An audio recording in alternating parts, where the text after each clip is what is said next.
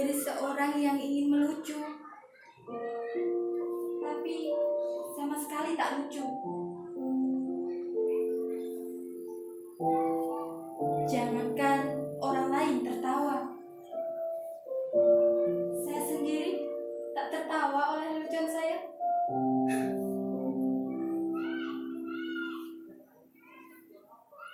Mungkin kalian menyangka menjadi badut adalah pekerjaan yang paling gampang. Tinggal bertingkah kocak dan orang akan tertawa. Bila kalian menjadi saya, kalian akan mengerti. Tak gampang membuat orang tertawa.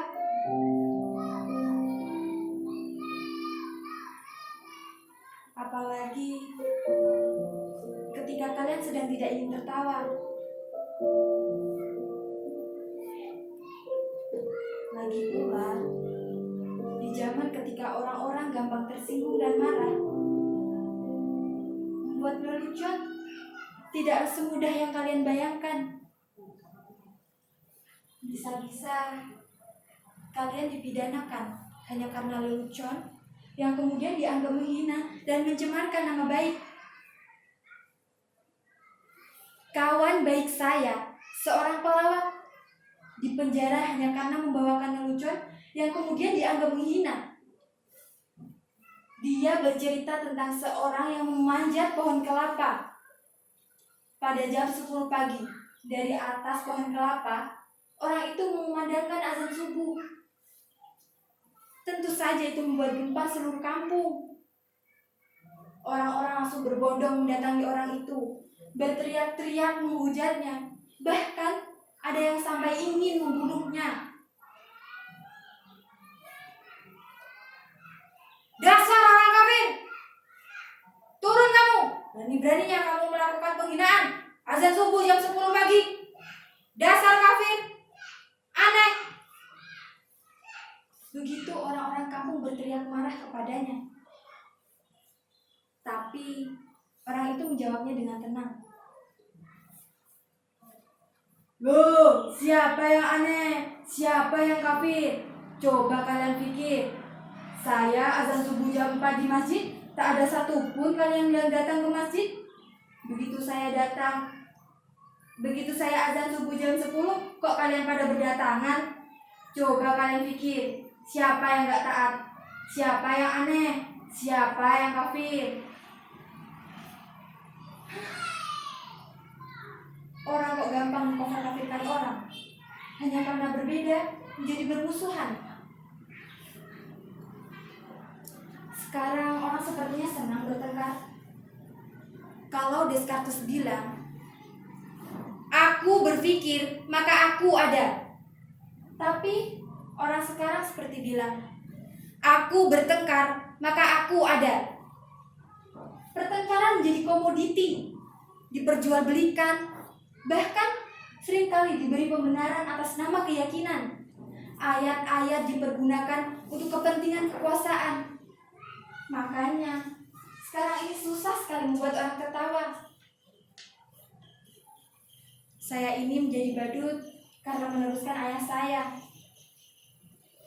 Dulu ayah saya juga seorang badut.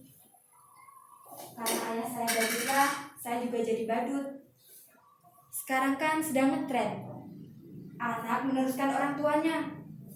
Kalau ayahnya presiden, anaknya juga ingin jadi presiden. Enggak deh, anaknya nyalon jadi gubernur. Bahkan ada yang nyalon jadi wali kota. Sudah, jangan ngomong ngatur, nanti saya malah ditangkap. Dulu, kata ayah saya, jadi badut itu lumayan enak, penghasilannya lumayan.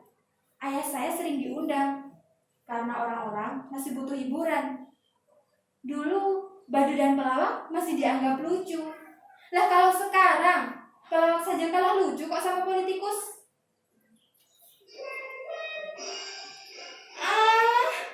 Aduh, aku nggak nyangka kamu akan datang. Silakan. Maaf ya berantakan. Duduklah.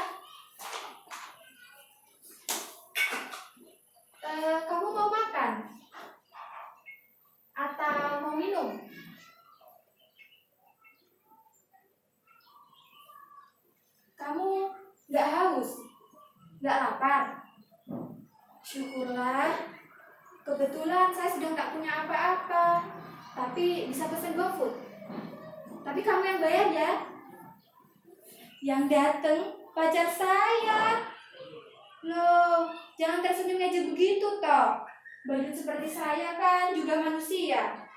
Bisa falling in love dan punya pacar. Lihat itu. Ganteng kan pacar saya? Namanya Radi. Lengkapnya siapa coba? Ayo, siapa? Lengkapnya Radi Hanggap. Terima kasih. Kalau kamu sudah mau datang, saya kira kamu sudah gak mau sama saya. Terima kasih kalau kamu terus mengingat saya. Pasti kamu rindu ya? Iya, sama saya juga. Tapi rindu itu berat, kamu gak akan kuat. Biar saya saja ya. Saya kira kamu sudah gak mau sama saya.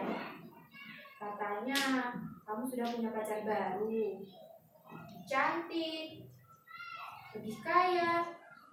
Tapi apapun itu, aku tetap cinta kamu. Boleh ya aku nyanyiin kamu satu lagu? Sumpah I love you, I wish you, I need you. Boleh aku peluk kamu? Boleh aku cium kamu? Boleh. Aduh, tadi, loh, pangeranku kemana tadi? Radi? Ternyata hanya hayalan saya saja. Gak ada pacar. Saya ini baju jomblo. Coba kalian bayangkan betapa sialnya hidup saya. Sudah menjadi badut, jomblo pula. Nasib saya benar-benar ambiar. Percayalah, jadi badut itu berat. Kalian semua gak akan kuat. Biar saya saja.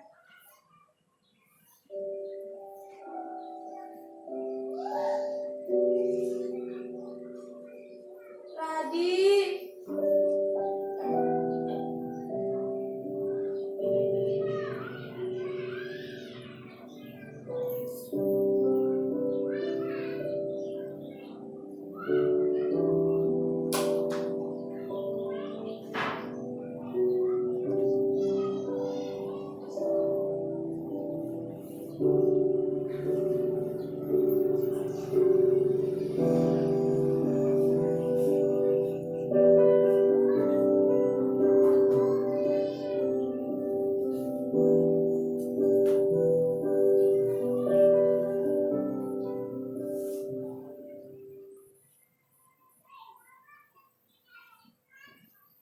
Kenapa kalian lihat saya seperti itu? Apa ada yang aneh dengan saya? Kan sudah saya katakan, saya ini badut yang sial. Tapi nasib memang aneh. Nasib selalu punya kejutan-kejutan yang tidak pernah saya duga. Kalian lihat kan penampilan saya? Begitu anggun dan fashionable. Kini saya berpenampilan bagus. Tapi tetaplah saya seorang badut. Saya tidak pernah membikan ini. Namun barangkali inilah takdir saya. Suatu hari, saya diminta untuk mengisi acara hiburan di kampanye partai. Menurut saya, penampilan saya biasa-biasa saja. Sama sekali tak lucu. Tapi entah kenapa, semua yang hadir tertawa terpingkal-pingkal melihat saya. Padahal saya hanya menjitik-jitikan diri saya seperti ini. Semua orang tertawa. Saya hanya menggoyang-goyangkan bokong saya seperti ini. Semua orang tertawa. Bahkan ketika saya hanya berdiri diam, semua orang semakin tertawa terbahak-bahak melihat saya. Mereka merasa terhibur dengan penampilan saya yang begitu bodoh dan tolol. Sungguh, saya tak pernah merasa setolol saat itu. Lalu pimpinan partai itu mendatangi saya, menjabat saya, memuji-muji saya. Katanya, saya adalah sosok yang karismatik. Saya punya bakat disukai semua orang. Dan itulah kekuatan seorang pemimpin. Ia bilang kepada saya, "Sekarang ini menjadi pemimpin tidak perlu cerdas atau pintar. Yang penting kamu disukai semua orang. Demokrasi membuat seseorang menjadi pemimpin bukan lantaran kecerdasannya, tapi karena kemampuan disukai semua orang. Semakin banyak yang menyukaimu, memujamu, maka kamu akan jadi pemimpin. Kamu boleh bohong atau ngibul sesukamu. Yang penting orang-orang tetap percaya kamu dan menyukai kamu. Pendukungmu akan memujamu habis-habisan. Mereka tak peduli kamu salah atau benar. Kamu punya bakat besar seperti itu. Orang-orang menertawaimu, tapi ingat, mereka sebetulnya menyukaimu.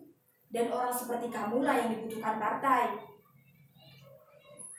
Kemudian, mereka mendandani saya menjadi najis seperti ini. Didaftarkan ikut pilkada. Saya kan nggak tahu apa itu pilkada.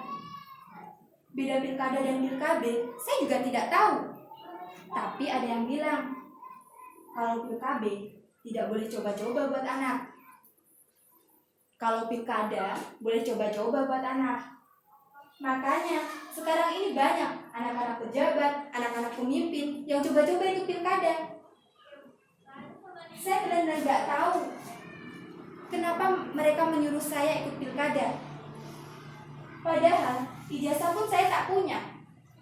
Tapi mereka bilang, "Tenang saja, ijazah bisa dipalsukan. Jangankan ijazah, kebenaran pun bisa dipalsukan." Dan betapa sialnya saya menang pilkada. Barangkali zaman memang sudah gila.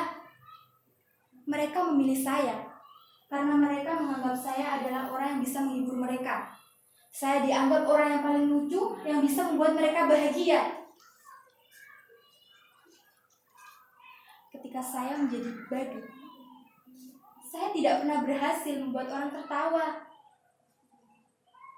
Tapi ketika saya menjadi pemimpin, berkali-kali saya membuat orang tertawa.